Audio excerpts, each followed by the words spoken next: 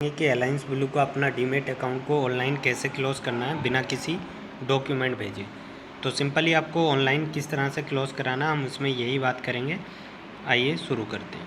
Simply आपको एक email ID दिखाई दे रही है जिसमें ask@allianceblue.india.com करके ये एक ईमेल आईडी है जो कंपनी की रजिस्टर ईमेल है। आपको अपनी रजिस्टर ईमेल आईडी से इस पर एक मेल करना है ऑनलाइन क्लोज़ कराने के लिए। अब उसको आपको क्या मेल करना है वो आपको इसमें दिखाया जाता है। आपको सिंपली अपनी रजिस्टर ईमेल आईडी से एक मेल करना है जिसमें लिखना है कि I want to close my demat and trading account permanently, so please close my account and send me reply after process completed.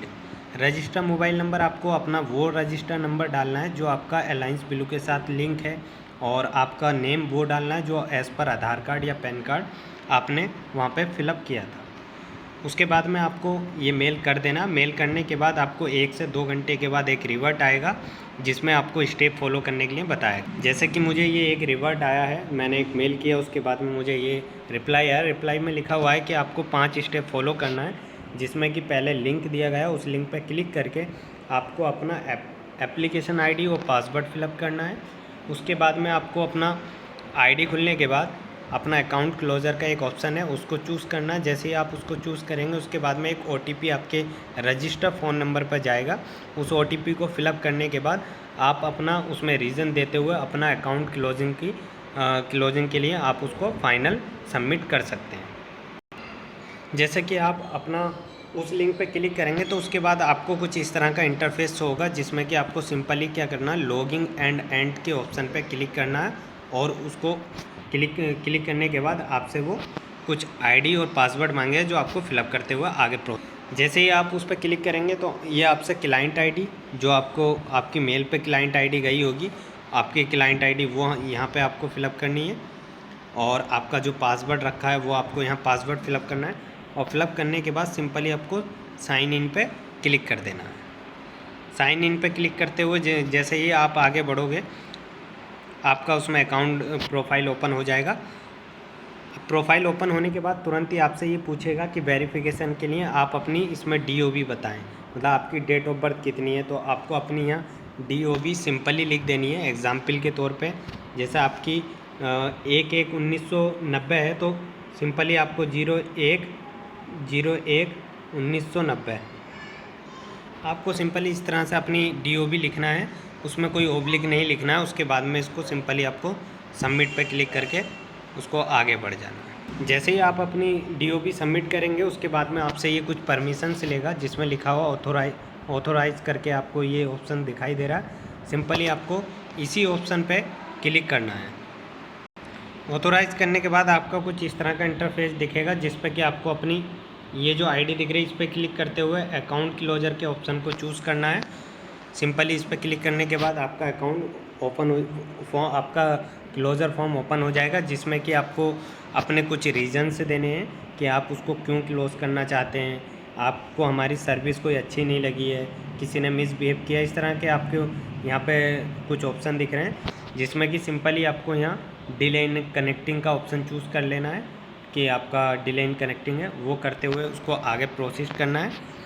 और जो नेक्स्ट ऑप्शन रहेगा जो थर्ड ऑप्शन है, थर्ड में सिंपली आपको कुछ नहीं करना। इसमें सेकंड में आपको डिले इन कनेक्टिंग करने के बाद में अब थर्ड वाले ऑप्शन में आपको सेकंड वाला ऑप्शन चूज़ करना है जिसमें कि आपको लिखना होगा कि आपको जो है लॉगिन करने में प्रॉब्लम हो रही है, इस तरह का ऑप्शन। फिर चौथे में आपको सेटिस्फेक्शन में नो कर देना है, पाँचवें में भी नो करना है, छठे ऑप्शन पे भी आपको नो करना है, सातवां आठवें ऑप्शन पे आपको सिंपली लिख देना है कि मैं अपना अकाउंट क्लोज़ करना चाहता हूँ, I want to close my account, और आई एम नॉट इंटरेस्टेड। थोड़ा सा शॉर्ट में भी लिख सकते हैं, 9वें में 10वें में सब में एक ही मेंशन कर दीजिएगा कि मैं इसमें इंटरेस्टेड नहीं हूँ, इसलिए मैं ये अकाउंट क्लोज़ करना चाहता हूँ।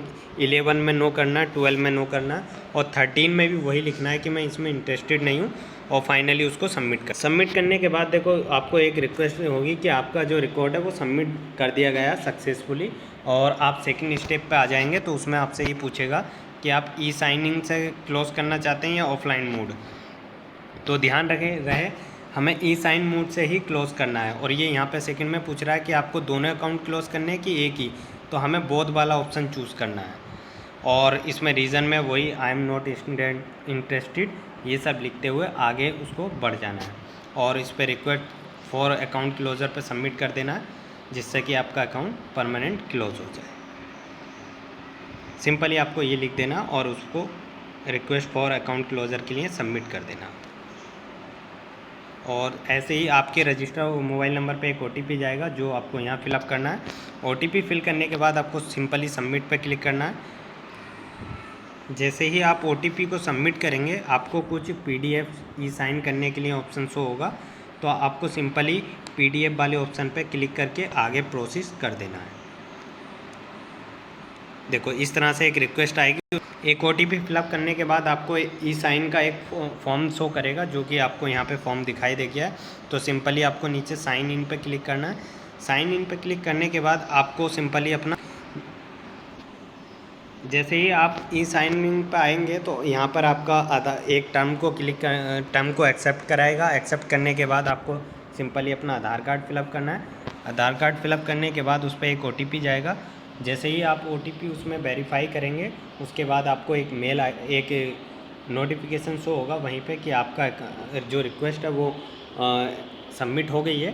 तो आपको 48 घंटे के अंदर आपको एक रिवर्ट आएगा जिसमें आपका क्लोज़र का एक स्टेटस दिया जाएगा कि आपका अकाउंट क्लोज़ कर दिया गया है या अभी उसमें कोई इशूज़ है। अगर आपका कोई शेयर उसमें बचा हुआ है आपके अकाउंट में, जैसे आपने परचेज़ करके छोड़ दिया है, उसको सेल नहीं किया है, या आपके अकाउंट में कोई अकाउंट माइनस में है, तो आपका अकाउंट क्लोज़ नहीं होगा। ये याद रहे, क्योंकि आपको अपना अकाउंट क्लोज़ कराने के लिए आपके अकाउंट में कोई भी बैलेंस नहीं होना चाहिए माइनस में, और आपके उसमें कोई भी शेयर पेंडिंग ना हो। अगर आपके अकाउंट में कोई भी शेयर पेंडिंग रहता है जो आपने